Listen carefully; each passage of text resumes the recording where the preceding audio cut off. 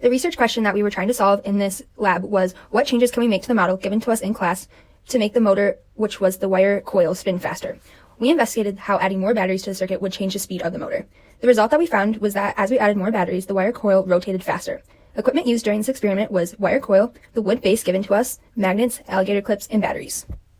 The first part of our experimental setup was to strip the coil wire on one side. The wire was then placed in between two extended wires on the wood base, so the wires were hanging in between the two extended wires. 13 magnets were placed under the coil wire. Next, alligator clips were attached to the bottom of each of the extended wires. The other ends of the alligator clips were then connected to batteries. In the first trial, we connected 1 battery to the circuit, 2 batteries in the second trial, and 3 batteries in the third trial. The goal of adding more batteries during each trial was to see if adding more batteries to the circuit would cause the wire to rotate faster. To determine if the additional batteries did actually cause the wire to rotate faster, we took videos of each trial. To ensure that we would be able to count the spins, we took slow motion videos and wrapped a piece of tape around one part of the coil wire so we could account for how many times it spun around. You can use 2 right-hand rules to represent great models for our experiment. One is called finding magnetic force. This is when you use your index finger to represent current, your middle finger to represent the magnetic field, and your thumb, which would represent the force. This is an example of a cross product. You can also use the equation of F mag equals I times L times B, where I represents current, L represents the direction of the current, and B represents the magnetic field. You can also use the Biot-Savart law. A moving charge generates a magnetic field that is perpendicular to the velocity and the distance from the charges. We all know that the magnetic field is always perpendicular to the current and the distance from the current to the field location. This means that the field will point in different directions at different locations around the current. In a wire, the magnetic field are circles around the wire. In this new right-hand rule, you can use your thumb and point it in the direction of the current, and the way your fingers wrap around will show you the direction of the magnetic field. We also use the visual models of a magnetic field of a ring and the magnetic field of a bar magnet. The magnetic field around a wire is circular, and as you get into the middle of the ring, the magnetic fields become straighter due to their interaction with each other. For the bar magnet, the arrows in the picture above represent the field lines generated by the bar magnet. These representations help us better understand the physics behind our experiment. During our experiment, we discovered that 1 battery will make the coil spin 10 times in the span of 10 seconds. We also saw that 2 batteries will make the coil spin 11 times in the span of 10 seconds.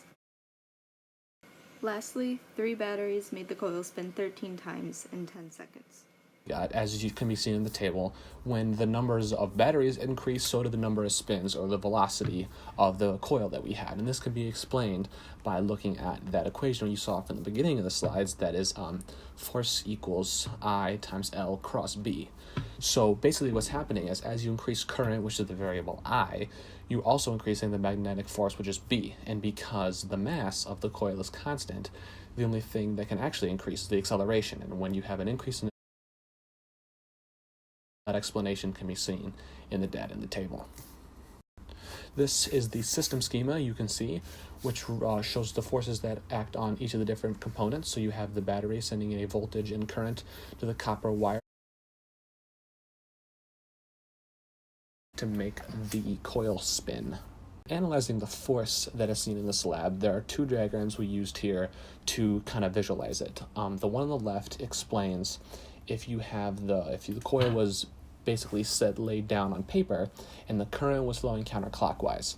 As the current flows counterclockwise, the magnetic force is pushing upwards, which would lead the force to come out of the page. And then it would rotate, and then as the current gets to the top, it would do the same and have the force go down to the page. So one end is pushing up and one end is pushing down, which is causing the rotation. This explains why only one side of the wire is insulated, because if you look on the picture on the right, if it flips down, the directions are flipped. If both of the wires were fully insulated, you'd have, as soon as it did one flip, the current would reverse and you'd get the opposite force, which would lead to nothing turning, because you get one force acting one way and one acting the other way, which would leave you just with a shaking coil. So by only insulating one half, it's not going to react with the current, and the force can push it only in one direction. Right here is our circuit diagram, which basically kind of explains the circuit we had set up.